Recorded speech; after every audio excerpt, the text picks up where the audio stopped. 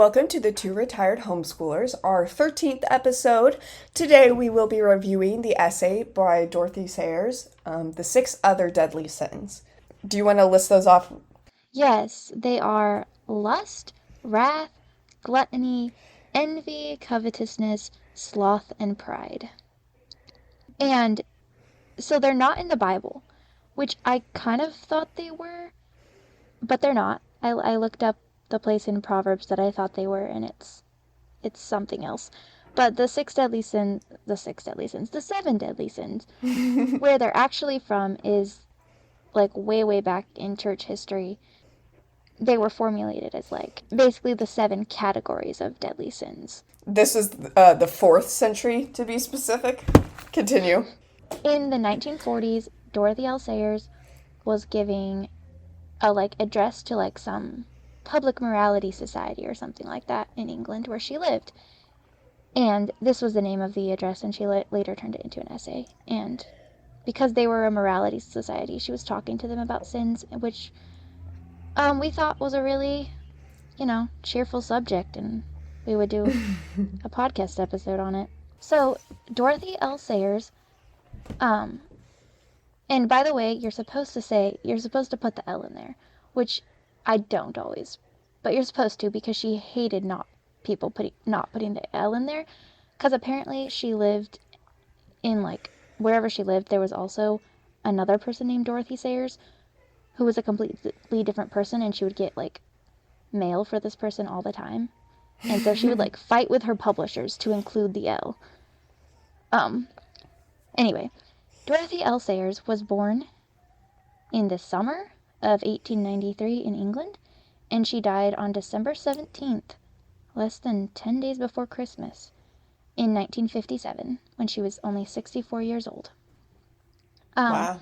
She got married in 1926 to a World War I veteran who had issues because of it. When she was a kid, she won a scholarship to Oxford. So she went to college in Oxford, and she graduated in 1915 without a degree. She did all the coursework necessary for a degree in a bunch of like languages. But Oxford didn't award degrees to women at the time, so she didn't get the degree until 1920. She worked in publishing for a while, then in advertising. She wrote advertising jingles. And she actually has a book I've read where the characters work in advertising, and you can tell from that book that she worked in it. Like the level of detail about the job and how much she makes fun of the job is really funny. But so she worked in advertising until she could support herself by her writing. She wrote 11, I think, certainly a good number of murder mysteries until the 30s. The late 30s is when she stopped writing murder mysteries. Her first one was published in 1923, I think. And during World War II, she got more into writing plays and also like theological and just Christian nonfiction in general. She got more into that. And then later in her life, she got really into translating stuff. So there's a translation of the Song of Roland that she did from medieval French, which happens to be one of my favorite stories. So that's kind of cool that she did that. And she also translated Dante's Inferno, as well as Purgatory and half of Paradise into English from the original Italian. She died in the middle of doing Paradise, so she never finished it. And what did she die from? Do you happen to know? Heart failure, I think, Okay. unexpectedly. She was Anglican, and she was like a very like committed Christian and stuff, but she did actually have a child out of wedlock. Like before she was ever married, she had a child. Her cousin like took care of him, and she like paid for his education. Maybe not like completely secretly, but kind of secretly. I learned that Benjamin Franklin did that too, which was he was a fairly moral fellow, very duty and honor driven. Random fun facts about her.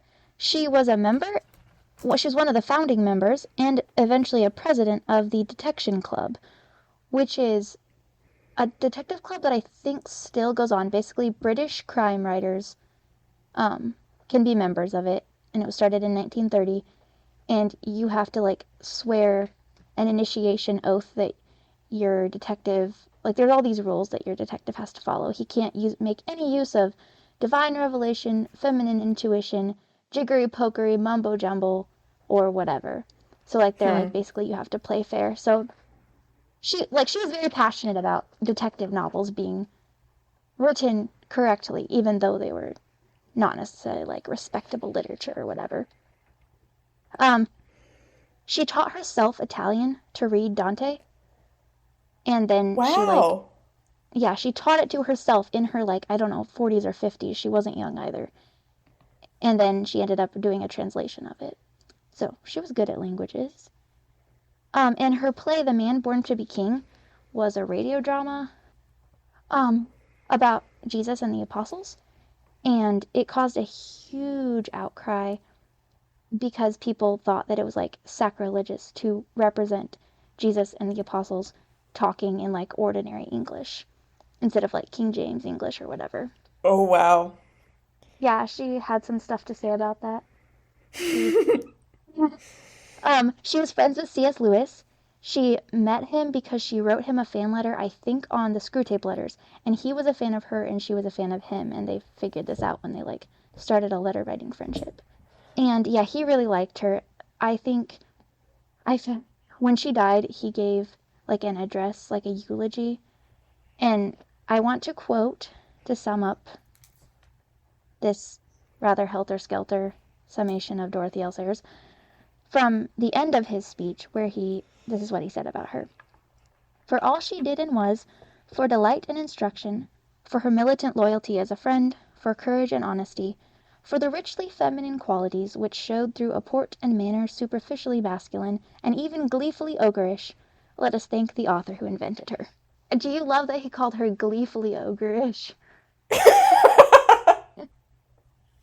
Very C.S. Lewis-like. And also, of course, they would be friends. I love that discussed our J.R.R. Tolkien, who was a friend of C.S. Lewis and also very good in linguistics, and Dorothy Sayers is the same in both of those regards. Yeah, that's true. I think Tolkien also liked her books because I'm pretty sure he read her detective novels, and then when he got to Gaudy Night, which is one of her last ones, he like passionately hated it. I guess I should bring up briefly. So, one of the things I noticed reviewing this essay is with nearly every one of the sins that she discussed, she brought up, and just an observation about sin in general, every sin tells a lie about how to get happiness and satisfaction. And every sin also is a perversion of something formerly good. And for almost every one of the sins, she brought up either one or both of the two, how they related back to the sin. And I thought we might discuss each one of those within the context just to give some structure to it. Yeah. So you want to start with lust? Lust is the sin that like everybody thinks of when you say immorality. And Sayers is not a fan of the fact that all the other sins are not called immorality because it only refers to the one sin. And actually, that's why the essay is called The Other Six Deadly Sins. Yeah, she says in the essay that she once met a man who asked her in perfect seriousness, I didn't know there were 7 deadly sins. Please tell me the names of the other 6. Yeah. And it's so true, though. The church, like, very much puts emphasis on lust as the most horrific sin, and, like, they won't even talk about it or really say the name. Like, they'll commonly substitute it with just general immorality, which is how we've downplayed the other sins. And, yeah, there's just a lot of shame connected to lust. Which is kind of weird, especially in today's society when I feel like the church is like, oh, lust is so bad, and everyone else in society is like, that's not even a sin. What are you talking about? Yeah. Yeah. No, like, because imagine being in a Bible study and they have a discussion on the 7 deadly sins, and it's like, all right, let's all go around and talk about which one of these we struggle with the most. Like, I legitimately believe that most people wouldn't have a problem with saying, oh, like, I have had anger issues before, or sometimes I do struggle with pride, like, and they would discuss that and be like, But if anyone was like, yeah, it's lust for me, like, everyone would be like, oh. Yeah, I can see everyone like slightly scooching their chair away and giving this person like a slow side eye. Yeah. And it really is unfortunate that it is that way because like I love it when people are just like, well, sin is sin, and they mean that in two ways. Like, one, we shouldn't act like all crazy about it because like no sin is worse than the other, but also if you are going to act all like shamefaced about one sin, why aren't you doing that with all the rest? Like, it is something to be ashamed of, and also not at the same time because it's just like sin. Like, I don't know. I It is interesting that we put so much emphasis on one over the others, but it is very much a fact. And Yeah. also, I don't like it because I feel like people can't talk about it. You know, anything you keep in the dark is going to be harder to bring in the light, and the light is where we really overcome things. Yeah, I think it's sort of a theme throughout the essay. What you were saying that she talks about, some sins are respectable and some are disreputable. Right. And so, if we struggle with the disreputable ones, we're not going to talk about it. Yeah, lust is an interesting one. I honestly, because it's not one that I particularly struggle with, um, I I don't I don't know. When people, I do notice what you're saying. Like people will say, "Oh, I have anger issues. Oh, gluttony, pride," and I kind of side eye those people sometimes because I relate to those more. Like I understand what it means to struggle with those sins, and therefore I'm like, "Yep, they're bad." You know what I mean? You're a rotten individual. Yeah, I know. I guess I kind of know what you mean because I've had that before with sins. Like when people can relate to me, I'm like, uh huh, yep, you're bad too. But then on sins I can't to relate as much when people talk about those, I'll either be non judgmental just because I can't relate to it, or I'll be like extra judgmental because it's like, well, even I don't struggle with that. this might be skipping ahead a little, but like when people like admit that they struggle with pride, sometimes they admit it in a way where I'm like, I almost feel like you're proud of the fact that you struggle with pride. Okay, wrath, which is extremely relevant today because it is St. Patrick's Day, which is the best day out of the year. Despite me being, I was telling one of my friends that, and he was like, "But Holly, why is it not Christmas? I mean, you're a Christian woman." The way he said it, and I'm like, "Hey, St. Patrick was a saint, okay?" That's right. They also struggle with anger, so that's my transition into wrath. Wasn't it so good? It was amazing. It was amazing. I actually wrote down this quote because I thought it was so funny and I knew you would appreciate. Well, you read it too, but like here's what she says comparing the English to the Irish as far as anger goes. If the English were Irish by temperament, they would still be roused to fury by the name of the Battle of Hastings, instead of summing it up philosophically as 1066 and all that. I just find that hilarious because it's so true. I actually, I wonder if Dorothy L. Sayers, I just have to say that now, um, was trained in progymnosmata, which is a form of rhetoric that was developed by the Greeks and also used by the Romans as a teaching tool for writing, particularly for younger children. But a lot of her writing style very much gives me progymnosmata vibes, and it also reminded me of a convective or an invective, I guess is how you say it, paper I wrote on anger. And I went back and read it, and it very much kind of imitated her style. And one of the quotes I pulled from it about wrath, interestingly enough, is anger in and of itself is not a sin any more than pleasure is when preserved by moderation. And I just wanted to bring that up because sometimes when Christians talk about anger, they don't make that distinction. And it is important to remember that anger isn't a sin in and of itself. Um, and it really Or is else like, God would have sinned. oh, yeah, yeah. And there is such a thing as righteous anger. But I do like how she also brought up how righteous, like, wrath can be disguised as righteous anger, and like Yeah. avenging some wrong. And really, like, you're not pursuing justice. And in fact, you're ready to throw justice under the rug to get your revenge. But I thought yeah. she summed it up really well. I actually wrote down I wrote down a lot of quotes, but she says his fury is without restraint and without magnanimity, and it is aimed not at checking the offense, but at starting a pogrom against the offender. And I thought that was a really good way of summing up like what makes something like sinful anger rather than justified, righteous anger. And Yeah. like when you're angry at someone who's doing something bad, it's very easy to disguise it as righteous anger because they're doing something bad.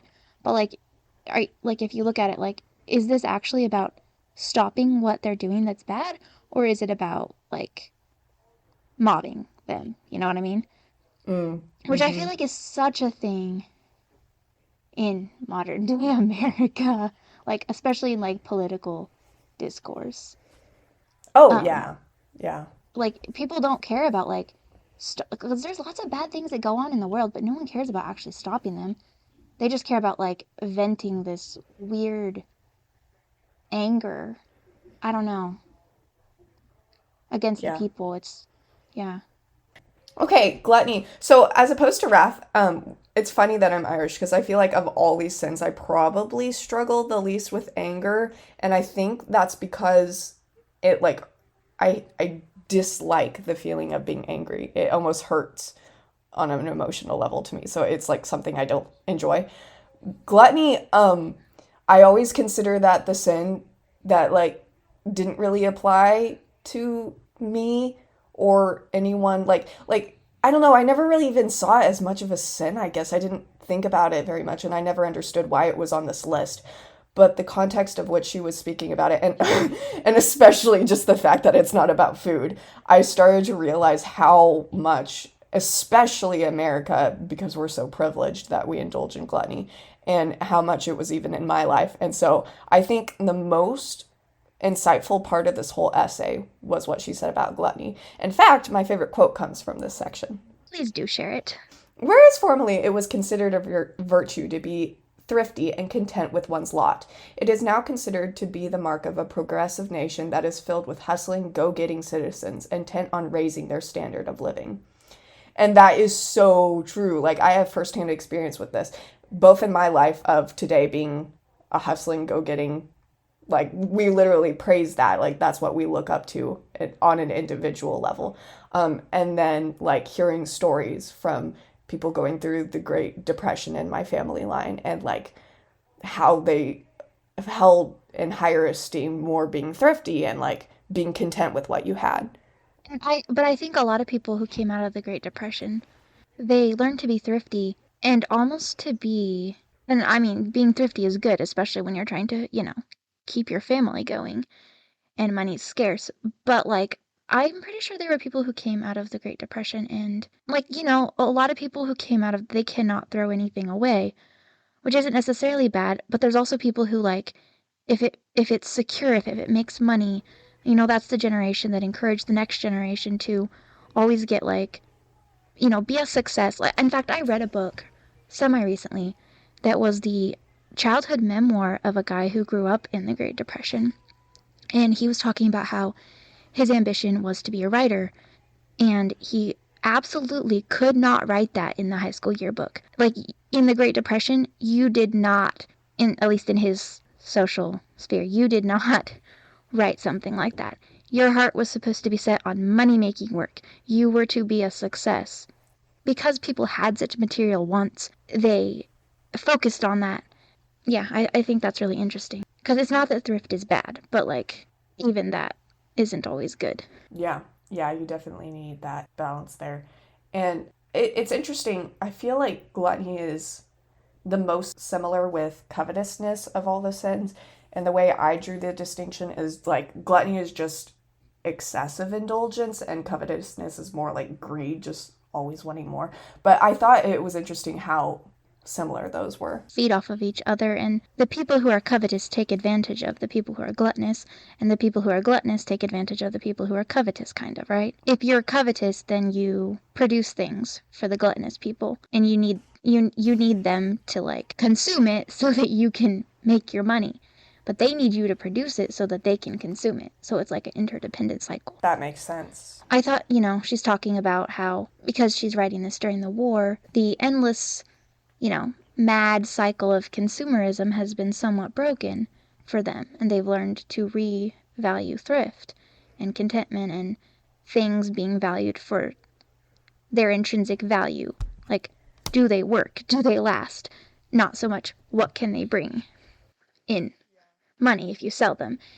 And it just made me think about like our modern society, which is truly such a mess of, you know, companies producing things that nobody needs, just cheap goods that aren't even good, and people just buy them, and it's this sort of vicious cycle. And the fact that like we're completely complicit in that. Like, we blame companies for not making good quality stuff. We blame them for, staying open on Sundays and open on Thanksgiving, for goodness sake, and just, you know, and just trying to make so much money. But like, they would all come crashing down if we weren't gluttonous. Their covetousness wouldn't be able to satisfy itself if we weren't so gluttonous. Like, we don't want stores open on Sunday, but if we need something, we go to the store on Sunday. We think it's a shame that Walmart should be open on Thanksgiving.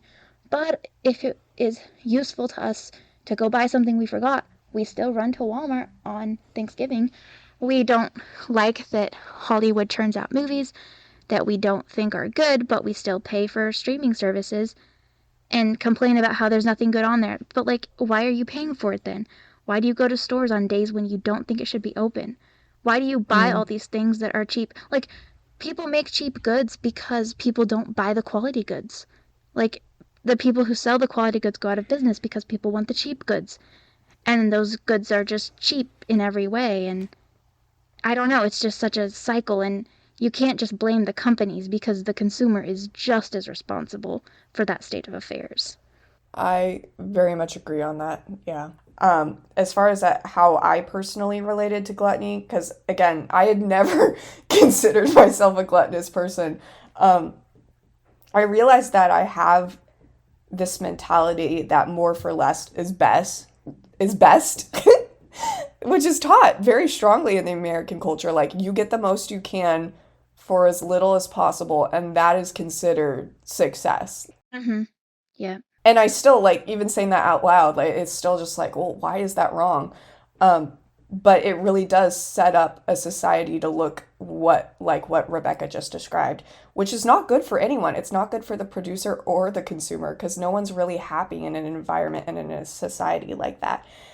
Versus like getting the satisfaction of a fair wage for a good day's work. That's a great alternative, because A, you don't really have the option to be gluttonous, and B, like, you're getting what you put in, which there's this special kind of satisfaction that comes with that. I think that's more characteristic of early America. But Mm-hmm. a more material manifestation of how this has developed is the use of machines, which she talks about. I have this quote that I liked. It was, so she's talking about machine workers. It is better that he should work in a soulless indifference, even though such treatment should break his spirit and cause him to hate his work. The difference between the factory hand and the craftsman is that the craftsman lives to do the work he loves, but the factory hand lives by doing the work he despises. And I haven't worked I haven't worked specifically with like in a factory. I've worked like with machines before, but I can relate to this so strongly, even working in my little coffee shop job. Like, it really is just about getting out the most coffee that you can, getting through the most customers, raking in the most money. Like, that's what it's about. It's not about the experience of the job or the experience of the customer, really. It's just production and getting the most you can. It's like, I don't know, it's weird. It's like you're part of a machine, literally, and you're only Yeah. valued as you turn properly, like a cog is supposed to turn. It's like living to work instead of working to live. Oh, and I wanted to draw this, especially this particular sin, back to our two prompts. I have a good quote for this one on how it is a perversion of something formerly good. She says, "It is the excess and perversion of that free, careless, and generous mood which desires to enjoy life and to see others enjoy it." Um, Hmm. Which I really like that quote because whenever I'm in one of those moods, I always enjoy myself so much. And as far as every sin tells a lie about how to get happiness and satisfaction, basically it is what I was mentioning earlier, like more is better when it's not necessarily. Like the Bible says it is better to give than to receive, and gluttony says it is better to receive than to give. Which is like, you think about your two different natures, you know it's true. Like in your sin nature, you totally believe that it is better to receive than to give. But once you actually live out what the Bible says, you realize on a very practical level that it is better to give than to receive. Like that is truly what brings you more happiness and satisfaction. So that's what I had to say on that. Even if you indulge in like a small little bout of gluttony and you like eat too many sweets because you just feel like it on this day, and that'll make you feel better. And it doesn't. In fact, it makes you feel worse. You're so right. So envy and avarice, or envy and covetousness, are the next two on my list. Do you want to talk about the difference really quick? So basically, envy, as Dorothy Sayers calls it, is, well, and also, the church. But envy is wanting what you don't have in a bad way. And covetousness in this essay is being afraid of losing what you have and also wanting more. It's acquisitiveness. It's wanting to acquire and acquire. It's about getting the thing. Whereas envy is not even necessarily so much about getting the thing as making sure that if you don't have it, that other person doesn't have it either. You know, how you see how like the flavors of those are kind of like putting different? it that way. That makes it more clear. Yeah.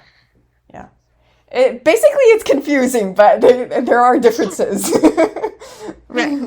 And I was thinking about this and reading what she says about them, which is really interesting. And this essay is quite short, by the way. So, like, if you're interested in hearing her thoughts on it, I would completely recommend just looking it up and reading it for yourself. But what she was saying about envy and covetousness, it made me think, like, I wonder if, and I'm not sure of this, but I wonder if the besetting sin of modern liberals is envy, and the besetting sin of modern conservatives is covetousness.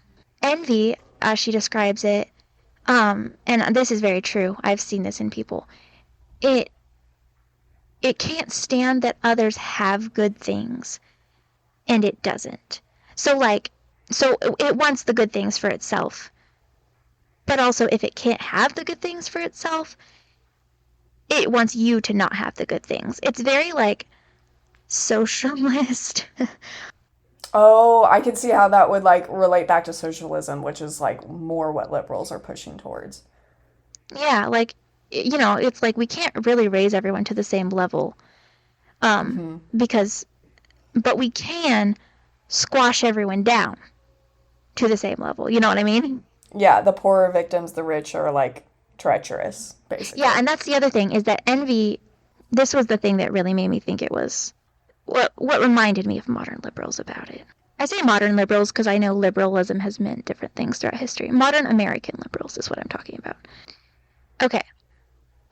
The difficulty about dealing with envy is precisely that it is the sin of the have-nots, she says, and that, on that account, it can always find support among those who are just and generous-minded.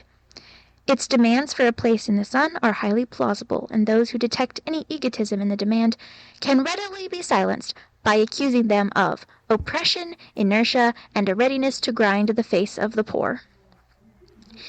And that sounds exactly like modern day liberals. And I'm not saying conservatives are perfect. I'm going to get to conservatives in a second. But liberals, like, they'll think that they're, like, these people are poor and oppressed and need to be helped and lifted, and why should other people have enjoyed all this power and privilege and these people haven't? And so it sounds nice and compassionate, and that's why I think a lot of people believe the way they do. But when it comes down to it, it's so often just envy. It's not really about uplifting people who have been downtrodden. It's about taking away all the power and privilege from the people who've had it.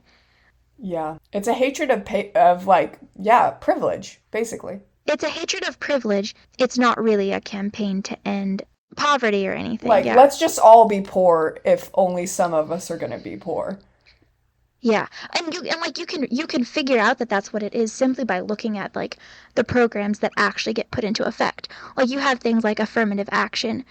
It's like if you actually want to help um children of minority races, grow up to be more successful, that's a stupid way to do it because it's kind of racist for one thing. Like, oh, you couldn't make it into this college unless we gave you a helping hand. But like you don't start helping people when they're in college and in the workplace. And if you do, you're just making it hard on the people who actually like worked hard and have good scores to get into college or are qualified for this job and maybe they're not hired because they're not the right skin color, you know what I mean? But like if you Oh, actually yeah. cared about Yeah. helping people out of poverty, you would you would go in like you would work on improving programs in those neighborhoods when the kids are young. You would work on improving those schools. You would support charter schools and initiatives to bring some of the kids to other schools where they'll get a good education and not be surrounded by, drugs and crime and all this stuff. You know what I mean? Like, you would start helping them when they're young, but people don't do that. They do other things. And I don't know, it's like, it just seems like it's not about actually helping people. It's about bringing everyone down to the same level, not raising everyone up. Yeah. That's a really good way to put it. And by default, we deprive the privileged people of the benefits of having those privileges even for the less fortunate. And I really liked her quote on this. It's a little bit longer, but I feel like it applies to society, that it's like worth it enough to mention it. No doubt those who formerly contributed out of love should be very willing to pay a tax instead. Because she was talking about how, like, this is all going to be a burden on the taxpayers. Like, that's what it's going to come down to as far as how we're going to pay for this. But And what it I used to see, be like a thing that was left up to charity. right. Gotcha. Which is actually something I loved about what my speech and debate teacher said. Like, formally, charity really only was a concept that belonged to the church. Like, the church was on the forefront of charity movements. And now, today, a lot of that has come under the dictations of the government, and therefore, people are required to take part in charity. Whereas before, it was more of a loving act. And whenever anything is done out of a loving heart instead of like a grudging, like, well, I have to do this, like, there's a difference on how the people who are benefiting from that benefit. But to finish up the That's quote, true. And also, there's a difference in the people. When you deprive people of the opportunity to do something virtuous, that's not fair to them either, right? Like, if they were, like, they could pay the money freely and of their own free will, and that would be, like, good. But because they have to pay the money not of their own free will, you take away that from them. And I mean, not right. that that, like, matters materially, but it does kind of matter to, like, the state of their soul, I guess. Yeah, which is exactly what she was saying.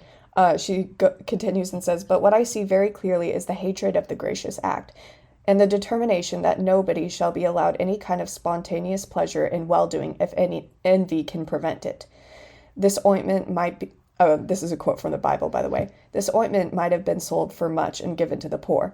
Then our nostrils would not be offended by any odor of sanctity. The house would not be filled with the smell of ointment. It is characteristic that it should have been Judas who debunked that act of charity, which I loved how Mm. she drew that back to that Bible story because it's literally a perfect example. Envy's terrible, but covetousness, I will try to keep it brief why I think covetousness is sort of the twin of envy in being the besetting sin of modern conservatives. Yeah, lots of conservatives will accuse liberals of, you're just envious, right? Kind of like what I just said. Mm-hmm. And I agree with that. And then liberals, and I'm a conservative, not a liberal. So liberals will accuse conservatives of just being greedy. Like, you just want your like business interests to be protected. You just want to be able to make a profit in peace, and you don't care about the people that are suffering as long as you can make a profit and have your own nice little corner of the world.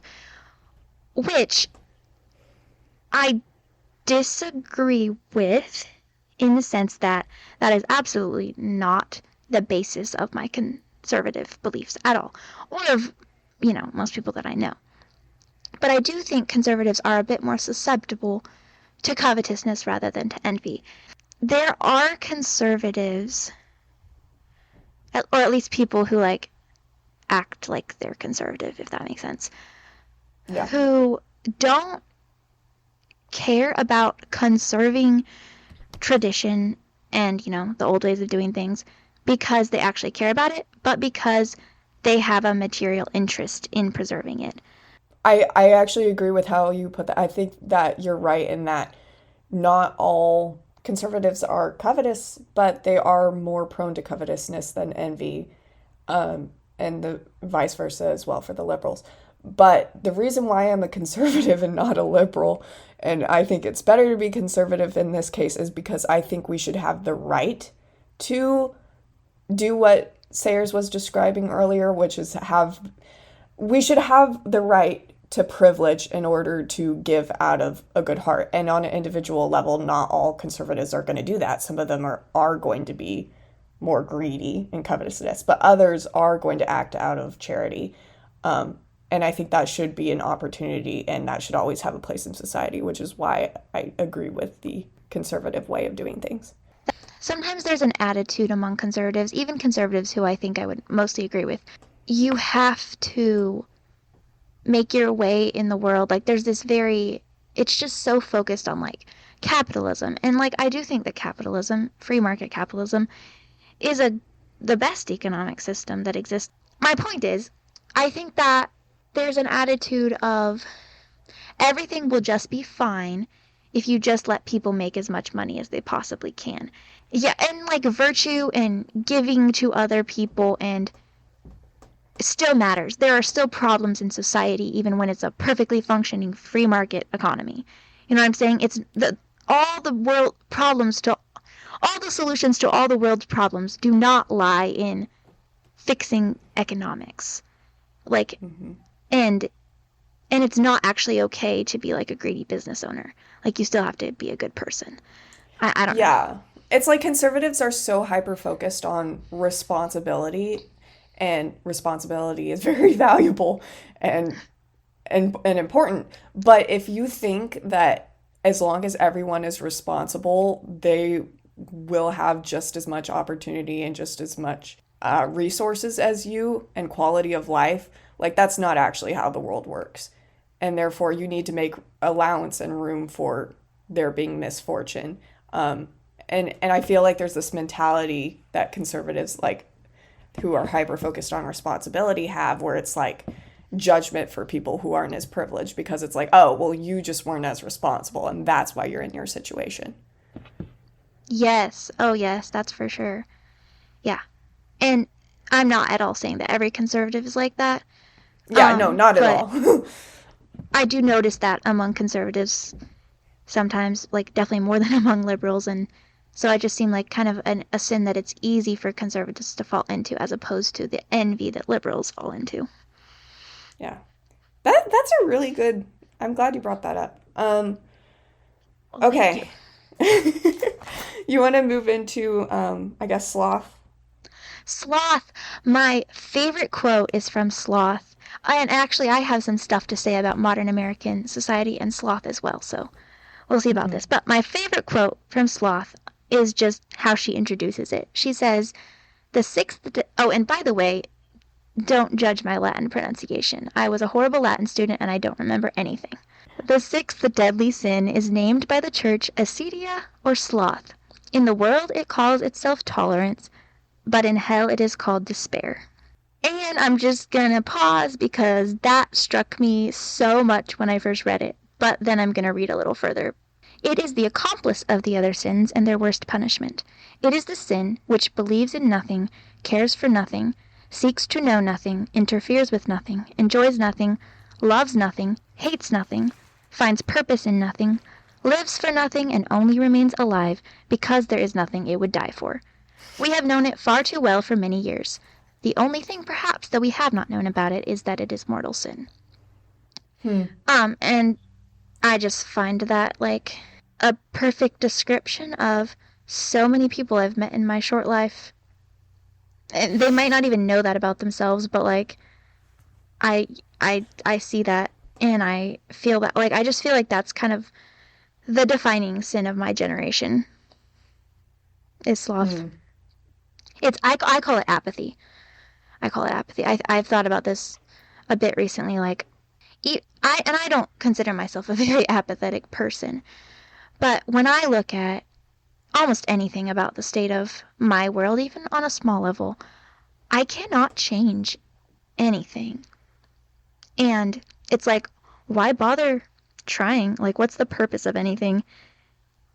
And what's the purpose? Even if there was a purpose, I couldn't achieve that purpose. So why care? And I just feel like so many people that I've met my age, that's like their attitude too. Even if we don't talk about it, a lot of times you can kind of tell that's how people feel about the world. Hmm. And yeah, I understand it very well, even though I try not to succumb to it. But I do think that apathy is kind of the defining worst. Like, if you think of all the things that are wrong with our generation specifically, um, I think she talked about it when she talked about lust. That, like, one of the reasons that people get into other types of sin, like gluttony or lust or whatever, is not really because they're lustful or gluttonous, but rather because they they they have this hole in them and they don't know how to fill it, and Yeah. nothing fills it, and nothing makes them feel, and nothing makes them care, and nothing wakes them up. It's like Mm. sloth is the root of those other sins that they're. No, I think that's a really good point. And it's important to note, I feel like the best way to overcome sloth is to like make observations about it. Um, Maybe not the best way, but one of the ways anyway. And one of the things I've noticed about sloth is it's very much connected to depression. And you can either fall into sloth and thereby invoke depression in your life, or you get depressed and that causes you to have like sloth. And you'll have bouts of apathy or bouts of inactivity that aren't necessarily like falling into the sin of sloth. But when you allow that to become your life, with the 7 stages of grief, someone dies, right? Like you're always going to have that depressive stage where you don't have motive to do anything. Like that's not what I would consider sin. It's when you just like that becomes your life and that continues on for a elongated period of time and you like continue to choose that when like you have the option to heal, that's when it becomes more of a sin because God wants us to walk the narrow path, right? And he wants to do things through us. And that's what's really going to bring us satisfaction and happiness. And I think this was the only sin that was an exception to the rule of every sin tells a lie about how to get happiness and satisfaction. I think this may be the only sin that's an exception I because think it's lies that there is nothing that will give you happiness, so you might as well stop trying. I don't know. It's like there's pain in trying to fight it, and there's pain in giving into it. And the Mm-hmm. pain in trying to fight it, eventually you will arrive to a point where it will have been worth it. It's just, it is so tempting. And it's so, like, I love to think of it as a sin. I hate to think of it as a sin, but I also love to think of it as a sin because it causes me to put it more into perspective and see it as something I really can overcome in Christ and resist. Yeah, and I wonder if part of that is that people look down on caring too much about stuff or like even the fact that we use the term caring too much. Like that's actively looked down upon in our generation. Sloth is the fashionable sin these days. It really is. And which is contrasts very strongly to Dorothy Sayers' time. She actually brought up like I'm not going to dwell too much on this one because even though it's like one of the worst, we're not really struggling with it too much during World War II. We're literally like we can't. There aren't the means to engage with it. But we got to be careful after the war. Anyway, on to pride. And it's like that's interesting because you see the cycles of generations. Like the generation right before you go into a war is usually the stupidest generation, making the most foolish mistakes. Then you have the generation who really suffers the consequences of that and starts to get a lot of wisdom during a war. And then the generation after that is like the cream of the crop. Like they have the wisdom and they also aren't experiencing the war. So that's the best generation to live through. And then there's just a cycle of each consecutive generation growing stupider until you run into another war. You can't win with sloth. It's kind of what the Bible was talking about, Paul. Like, I would rather you be totally against Christianity than be lukewarm, because if you're totally against it, then I have something to work with. Then, because of your passion, I can convince you otherwise. If you're just apathetic, then it's like you don't even care. I can't even do anything about that. Okay, pride, the last sin, the worst of them all. The head and origin of all sin. According to Rebecca and Holly and Dorothy Sayers. We all agree on this. But you can think differently, oh listener. I can't remember if there's like a place in the Bible where it like says pride is like whatever, but like it is the original sin. And So, it is one of the sins that God is in God's list of what he hates the most. Dorothy Sayers talks about it in today's world and says that it's worshipped as a sort of human idealism. That's the term we use for it a lot, which is very, very true. Like, you know, I've heard literal commercials where, and I quote, worship yourself. oh Which my. is like a horrible commercial technique, by the way. Please never use that if you're in advertising. That has never inclined me to buy anything. I wonder if Dorothy L. Sayers ever wrote an advertisement using that. I'm sure she was much too wise. Worship yourself. But Uh, it also connects back to this idea, she argues, that I am the master of my own fate, which you could argue against that, I think, but I think I honestly agree with that, which is weird because I totally believe that. Like, I realized I totally believe that in one sense. Like I'm kind of divided on the issue. There's a side of me that is like my conservative responsibility, take matters into your own hand, like you make your own decisions and that's how your life is going to go. Or like I think there's a Lincoln quote, the best way to predict the future is to create it. So there's one side of me that wholeheartedly believes that, but there's another side of me that rejects that notion and is like, yeah, I mean, there's totally elements of life you can never control, and also God is the master of your fate. Like, you can do what you want, but if God wants something different, that's not going to work out for you. Or he will let it go your way, but it's never what he intended for you, and therefore you're not going to get out of it what you wanted. So I guess what I'm trying to say is I agree with it, but I wish that I didn't. But I feel like I've been conditioned to believe it because our culture, like, very, very much pushes that notion. the idea that you can take control of your own life. But like, okay, and to some extent, I agree. I've also been like conditioned to believe it by culture to an extent that's probably wrong.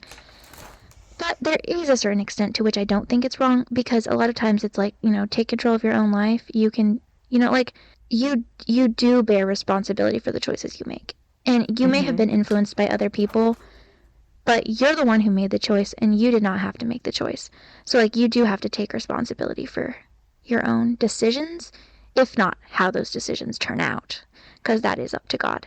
And also, like, you don't have to listen to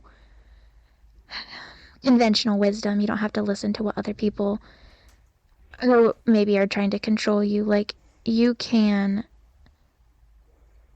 make your own choices. Like there's two types of people. There's people who feel like they can't make their own choices and they need to know that they can, and there's people who don't want to make their own choices because then they bear responsibility for them, and those people need to know that, like it or not, you are judged on your own choices. Like, they were your choices. To that extent, I do believe that you're the master of your ship or whatever. I don't think that's how the quote actually went. But beyond that, yeah, it's definitely hard for me to continually relinquish control. over my life. Even though, like, not that I had it, obviously, to start with. I want to try to do what I want to try to do. And since as a Christian, even more than I want to do what I want to do, I want to do what God wants me to do. It's like a constant attempt to lay my will aside in favor of His. I think that maybe to some people in some cultures, that would be like a nice thing to do. Like they would always have felt like their fate was in other people's hands, and now they can actually place it in someone's hands who has their best interests at heart and stuff, like because God does. But as like modern Americans who've grown up, feeling that our fate is in our own hands, to place it in God's hands is not exactly easy in any sense. Yeah, I think what it boils down to, as far as how the struggle takes form in my actual life, like it's two different mentalities. Like when you are wanting to do the will of, or you recognize God's sovereignty over life in general and specifically your life, when you're in that mentality, you still have this responsibility to make your own choices and the opportunity and freedom to make your own choices. So all the good things included in the mentality of I am in control of my own fate, they're all still there. But it's guided by an actual real comforting truth that like God is also on your side and is there for you and is helping you along. But on the flip side, it's not all goody, because like you also have to like submit to his way of looking at things and doing things, which means rejecting like some desires that turn out to be bad for you anyway. So at the end of the day, it is a win-win situation. But yeah, it really is like these two different mentalities. And when you realize that the better mentality doesn't even exclude the best parts of the other mentality, I don't know. It's just an interesting realization. Do you think that pride is like the root of all other sins? Like I argued fear was in our Two Princesses of Bamere. So So, how would you argue that it's the root of well, all I'm sin? not sure if I believe it's the root or not. Well, I guess it is in as much like you are taking your matters into your own hand, like you're choosing your truth over God's truth. So, and pride is literally putting yourself in God's position. I will choose what's good. I will make be good what I want to be good. Never mind what God says about the matter. That applies to like every sin. That is interesting. And it's funny how I think prevalent pride is, because a lot of people don't even think they're proud, and they are. I can think of one friend I have, for sure, who genuinely is a humble person, is so refreshing to talk to, interact with, be around. She is so joyful, and it comes, like, I can tell that it comes from her humility, if that makes sense. Like, humility is the most attractive quality. She's such a lovely person, and it's because of her humility, and it just makes her so, it's so unostentatious.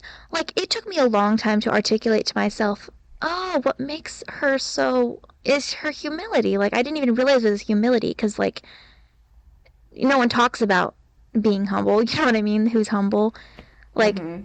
but it's something that shines through and informs everything else. And the interesting thing too is I know that this friend doesn't think of herself as humble. She's aware of her own areas where she is susceptible to pride. And I think that I don't know, I think she makes, an effort to continually not live in that pride. Because so many of us, it's such an insidious thing, pride. And so it creeps in without us realizing it. And even if we realize it every now and then, we just kind of live with it. It's always there at the back of our minds, informing our thoughts without even us being aware of it. Yeah, and pride, it's such a weird thing. Like, I've had bouts where I've been really concerned about having pride, and I'm like, man, I feel like A, I'm worried about this just because I feel like my life would be a lot better without pride, but B, I also just want to be a perfect person and not have pride, and maybe some of that is because of pride. But yeah, you could have a desire to not have pride out of pride, even. Well, and in our first episode, which is no longer up on YouTube, you can follow us on Instagram and DM and request it. We will probably not refuse you. But in our first episode ever, we were talking about a book character who felt that he had a problem with pride, but he wasn't sure, and it was a struggle for him, kind of like what I was just describing with myself. And the reason why he was like affronted with this and felt so concerned about it was because another character in the book confronted him and was like, hey, like, you have this problem. And he was like, do I have this problem? Like, I need to like not have this problem. What do I do? And that's not the way to overcome pride. Like, you don't overcome pride by like intentionally being like, I just need to like fight this. You overcome pride again by thinking less of yourself. It's almost like not ignoring the problem, but like focusing on the good in order to minimize the bad as much as you can. You can easily fall into like the black dot trap of like, think less of myself, and then all you can think about is yourself, right? Like, don't think about the red dot, and then all you can think about is the red dot. So you mean the red square? Something else. The red, whatever. I don't even remember. We have used this analogy so many different times, and we keep changing it. Yeah, I'm pretty sure I changed it, like the color, the shape, everything. The green square. Yeah, it's gonna be like a blue hexagon by the end. How to get rid of pride is not thinking about pride and like, I need to be less proud, I need to think about myself less. It's, like, focus on God instead of yourself. Like, focus on the something else, and then there's like a hymn. Isn't there a hymn where you're like, and the things of earth will grow strangely dim in the light of his glory and grace? That's what that reminded me of. Yeah. If you like focus on God, he comes into proper perspective, and the other things fade back into their proper perspective. And it's that simple. Be a perfect Christian. Just sing 2 lines of a hymn, and you're well on your way to sainthood. Yes, but the important thing to know is this isn't one of those sins where it's like, if you're worried about having this problem, you probably don't have it, or at least you probably don't have it as bad as you think. I feel like, sadly, that does not apply to pride. But sadly. But the upside of this situation is at least you don't have to think about it. Like, in fact, you should not dwell on this shortcoming. Not that you should with any other sin especially, but with pride, there's just a whole new strategy. It's a whole different game. And it's more of a situation where you try to minimize it as much as you can versus like eliminate it, because again, I don't think anyone has lived without pride. Yeah. But those are my theories. I don't think Yeah, I don't have like solid conclusions on pride, but I definitely think it's a very insidious and bad sin. Yeah. Okay, well, to wrap up our discussion on the 7 deadly sins, I wanted to talk about... The other 6. We talked about all 7, didn't we? We talked about lust and the other 6. Yep. This has been a longer discussion, but I've really enjoyed it. I think we've brought up some interesting things. What I did want to talk about, so if you're familiar, there's this apologist named Ravi Zacharias. I don't know if he's still alive. But he talked about... I feel like there was a scandal with him. I feel like I recognize that name. And there was. I read into it a lot, and it's a very sad story. And there are Christians like that who just really disappoint you. But honestly, it doesn't make what they said untrue, like with anything. But anyway, that's a side note. One of the things he talked about in one of his books, because I feel like a lot of his career was dedicated on what makes Christianity the one true religion, or what makes Christianity different from other religions. He talked about how each religion has a different problem. Like with Islam, it's the I think the infidel, like the non-Islamic people, those are the enemy, right? Or in Buddhism, it's like stop desiring, like desire is the problem. With Christianity, it's very much sin is the problem. Which I wanted to bring up because I think it related to our discussion, and I think that's interesting, that's something unique to Christianity.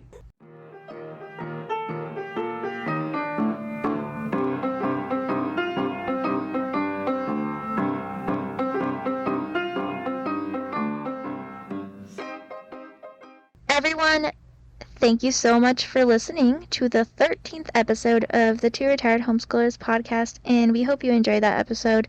So the next book we're going to be doing is 12 Rules for Life by Dr. Jordan B. Peterson. The episode on that will be coming out in 3 weeks. We are going to switch to uploading every 3 weeks for now instead of every 2 weeks. Eventually, we hope to get to one episode every 5 years, but for now, we're just going down to one every 3 weeks. So we'll see you in 3 weeks with 12 Rules for Life. And remember, there's no condemnation in Christ. Okay. Bye.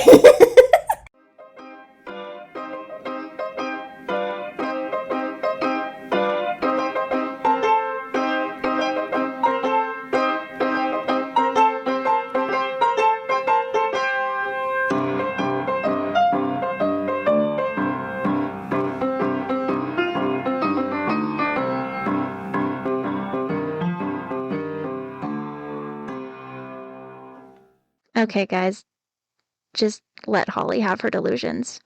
Yeah, hang on, I'm gonna hit the stop button. Are you ready? And editing is our tool to always be right. And to anyone listening who knows Latin or who taught me Latin, please don't judge me. Definitely not the German. The Germans are, like, emotionless. Sorry, was that racist? Continue. The 6 other deadly sins. The other 6 deadly sins, but it means the same thing, I guess.